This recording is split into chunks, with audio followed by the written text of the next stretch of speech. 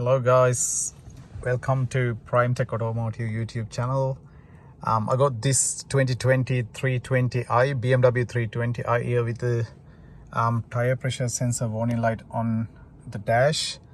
So this car had a puncture on one of the tires, so hence why it got the tire pressure warning light. So you need to reset it. Once you get the tire pressure warning light, you need to reset it from the system. So the tire pressure warning light can comes on either wrong tire pressure setup to the tires, or any other damages or failed sensor, or low pressure. So this car had low pressure since it had a puncture. So the puncture is being done, and now I'm going to reset the tire pressure warning light.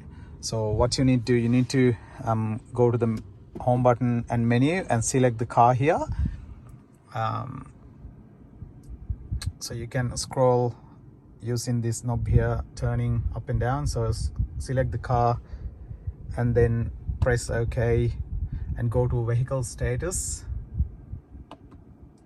and you will see flat tire monitor.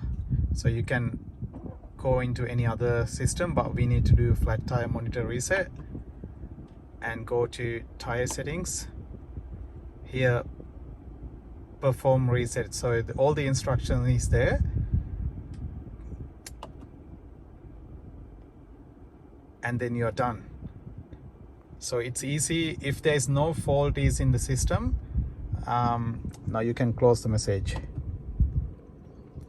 and use the back button, go to the main screen, and you'll see the vehicle status. They all are okay.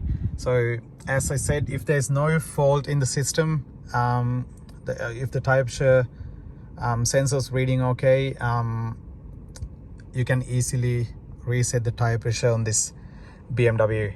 All right guys, thanks for watching. Thanks for interesting about my videos. Subscribe and like my videos, and share if you can. Comment down below what you thought is. Thanks again.